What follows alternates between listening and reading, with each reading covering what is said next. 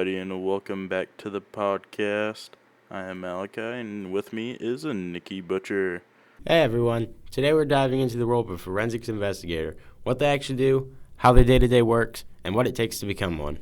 So, forensic investigator is a pretty broad term. Depending on the agency, it can mean crime scene technician, forensic science technician, crime lab analyst, or even specialized roles like digital forensics. Right, forensic science technicians are the category that includes many of these roles. They collect, identify, classify, and analyze physical evidence related to criminal investigations from fiber, hair, tissues, and weapons. Alright, job description and key responsibilities. So, what is a typical forensic investigator's job description? Well, per job description, guys, they do a lot. Preserving crime scenes, taking photos, sketching, collecting and packing evidence, maintaining chain of custody, then in a lab, analyzing substances, doing chemical or DNA tests, preparing technical reports, and sometimes testifying in courts. And for forensic work inside a place like the FBI, there's even more specialization.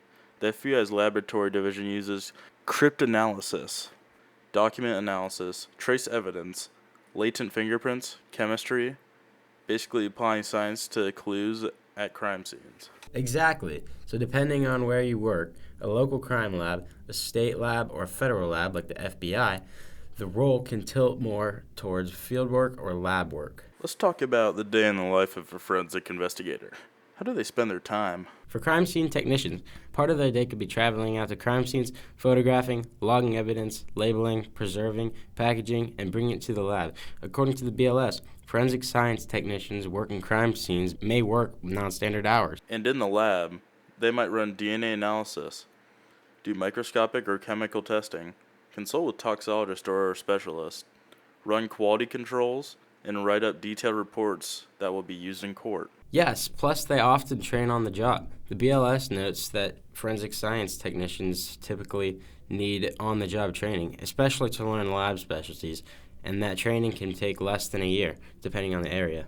Also, they may be on call. Crime scenes don't always happen 9 to 5, so some forensic technicians have to respond in the evenings or weekends. So how does one become a forensics investigator? Most forensic science technicians need at least a bachelor's degree, usually in a natural science, like biology, chemistry, forensic science, etc. And beyond that, there are certifications and training options. A bachelor's degree is the typical minimum, and additional certifications can help. For higher level or specialized roles, advanced degrees like master's are beneficial. Let's talk about money. What do forensics investigators make? In 2024, the average annual wage for a forensic science technician was $67,440. There's quite a range though. Entry-level forensic investigators might start in the mid-40,000s, while more experienced or specialized ones can reach over $100,000. The BLS projects employment of forensic science technicians to grow 13% from 2024 to 2034, which is much faster than the average for all occupations. So to wrap it up, a forensic investigator is a scientific detective. They gather and analyze physical evidence, work in labs, sometimes hit crime scenes, write reports, and testify in court.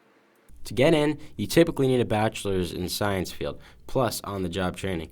Certification and additional training, like from the NIG, can boost your skills and credentials. Their salary is solid, especially with experience or specialization, and job growth is strong.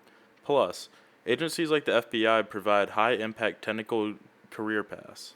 If you're into science and justice, it's a deeply rewarding career, and one that's scientifically rigorous, legally meaningful, and constantly evolving. And that's all we have for forensics. Hey Jamie, pull up the video of the Mexican deer.